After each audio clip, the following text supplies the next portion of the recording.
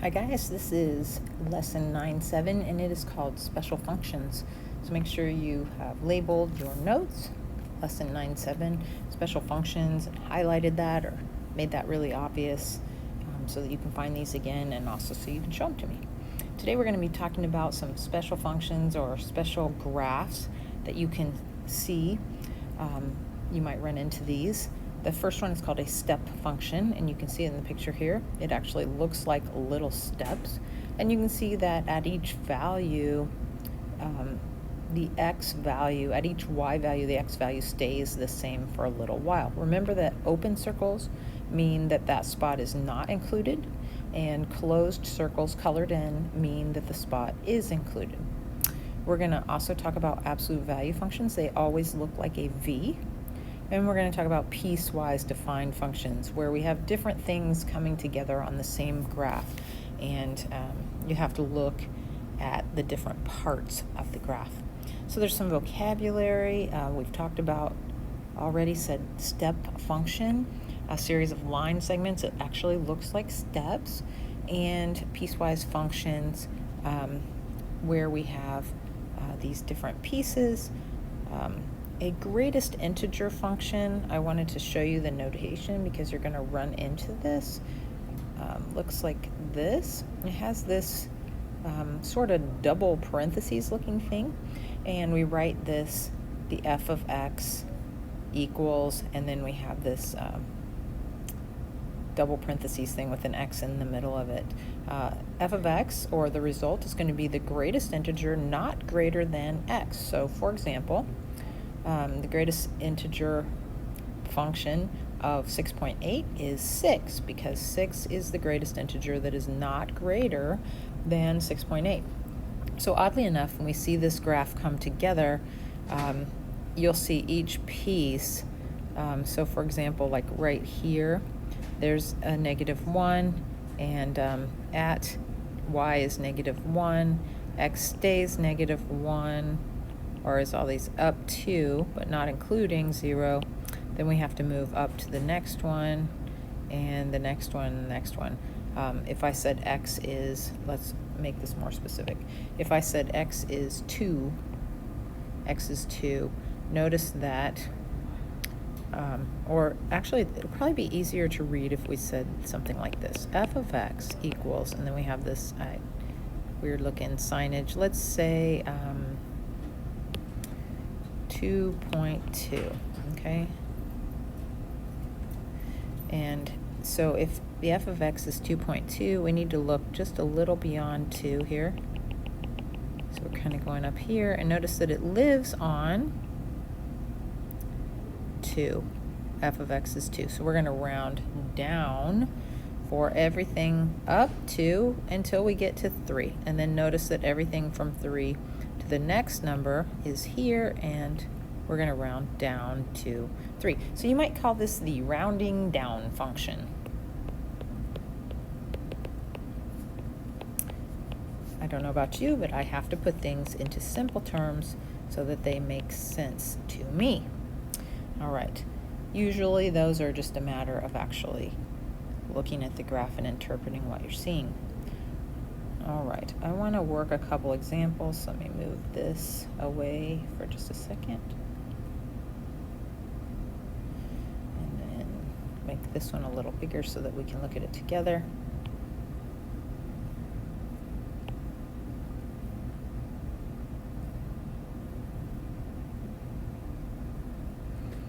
All right, so now we're going to talk about the greatest integer function, and we're going to graph that. F of x equals, I'm not sure exactly what you say when you see that greatest integer, x plus 2. So basically what's going to happen is, if you look at a table of values, if we put in 2, if x is 2, then we are going to round down to 2. If x is 2.25, we're going to round down to 2. Here, let me get it. So our x values are here.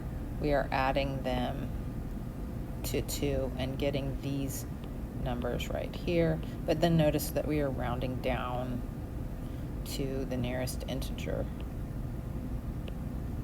On the graph, it looks like this picture, and you can see that, let's say, x is 3.5, 1, 2, 3, and then 0.5 would be here, right? So we'll look up here to see what y is. It's level here, so that'd be 1, 2, 3, 4, 5. Because we have to go, let's see. Oh, I'm looking at the wrong. Sorry. 3.5 is what our x plus 2 is. 1.5 would actually be the x. So let me go back here. If I was really looking for that, it'd be here. And then we can see that it's in this area. And this was 1, 2, 3. So 1.5 plus 2 is 3.5, and then we're going to round down to 3. That was probably as clear as mud.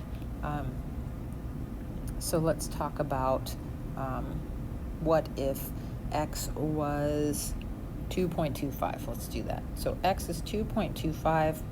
X plus 2 gives me 4.25. So I'm going to round down to 4. So if I go over here to the graph and I look at 2.25, switch colors so you can see what I'm talking about now. 1, 2, 2.25 would be somewhere in here, right?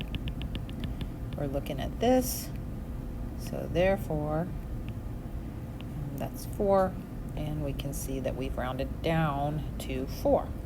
Kind of a fun graph. Interesting. They're not giving us a word problem for that one, but it's kind of fun. Okay, let's talk about this one.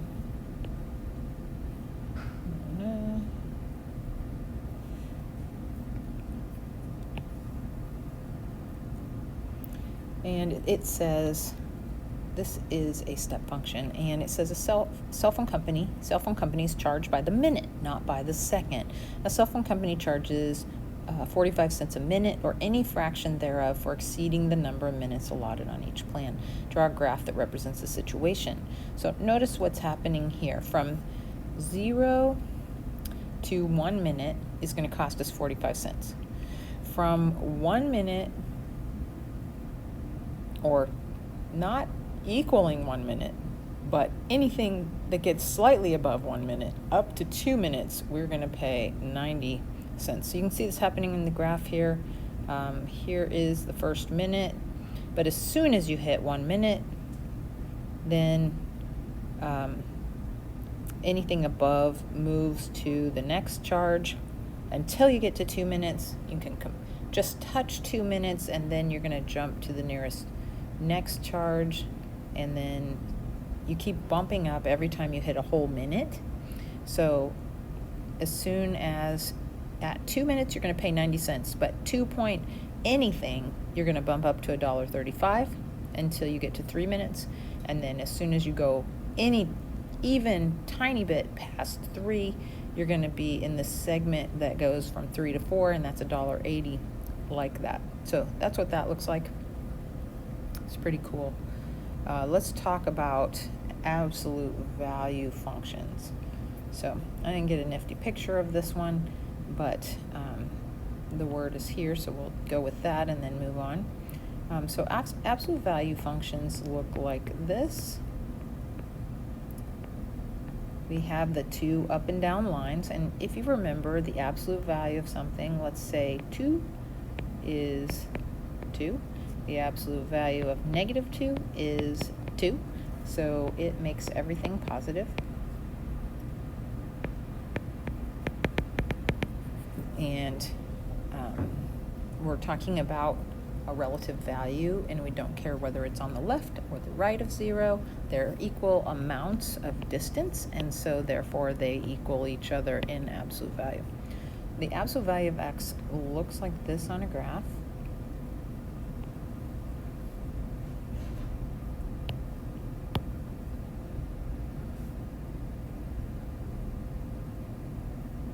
Something like that.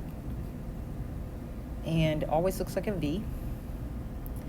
And we know that the domain, if we want to talk about domain is what can x be? It's all reals, because it can go this way forever and this way forever. The range, though, is going to have either a maximum or a minimum, depending on if your V opens up or down.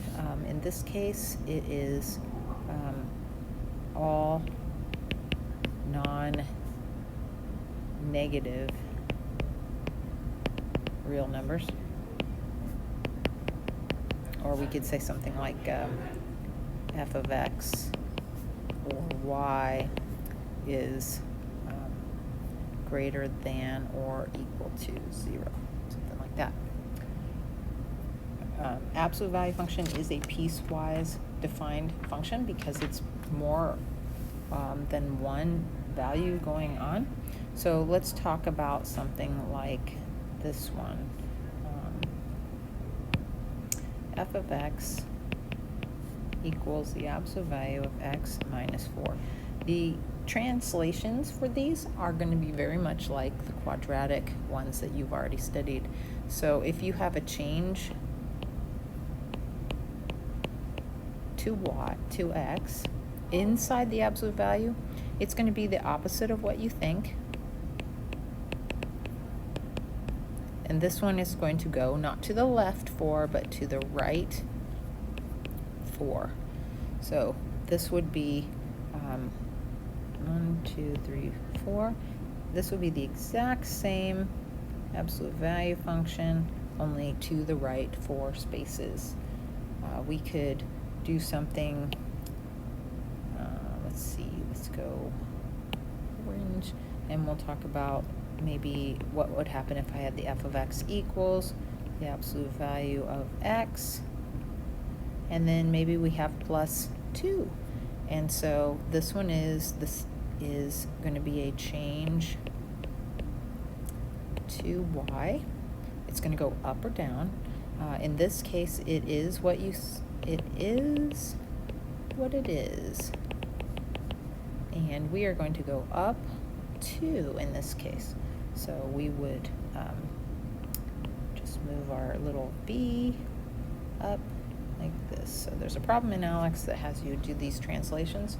You can have both of those happening at once, or you can have just one of them happening at one time.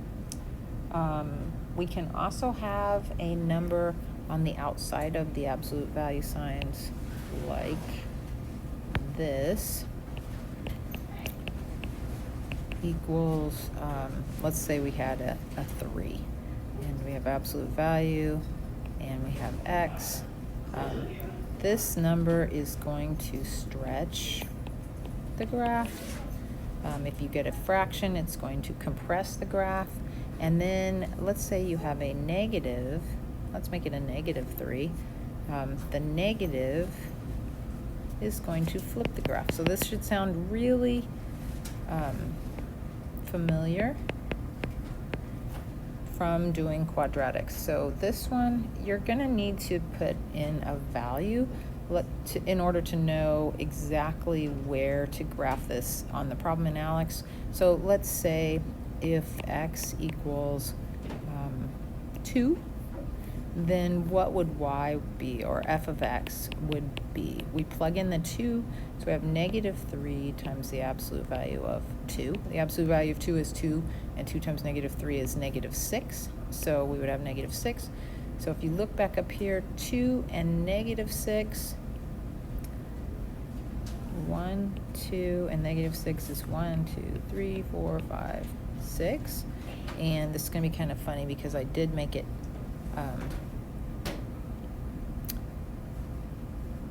negative. We haven't shifted to the right or to the left though, so this is where our vertex still is. Always there's a middle line, and you're going to have a number that mirrors on the other side. So this one would go like this. If you have all of the changes happening at once, you'll go to the left or to the right, you'll go up or down, and you'll either flip or not flip. but this one number you're going to have to plug in order to get a value. Otherwise, you won't know how skinny or how fat to make that V-shaped. All right. Let's see. I had a summary for you. Oh, I already showed it to you. It's at the top here for the graphs we looked at. If you have a piecewise function, I'll go ahead and tell you an example of that. You might see something like this. The f of x equals, and I worked some examples for you in Alex so that you could see that. You might see the different parts of it defined like this. If you get these ifs because each part of the graph is defined separately. So you would know that for the part of your graph that goes greater than 1, so let me shift here. If x is greater than 1, then you know you are going to apply this negative 2x. So for whatever you are going to plug in, you're going to put your value in for x multiplied times negative 2, and you will find out what the value is for y or f of x here. For the other part of your graph, we're going to have x is less than 1 or equal to, so it's actually going to equal this and then get less. We are going to plug whatever x value we have into this equation, and we will discover what our y is, or our f of x answer should be for that. All right. That should set you up to think about those. Let me know if you have questions, and on the specific Alex problems, I have made videos for that as well.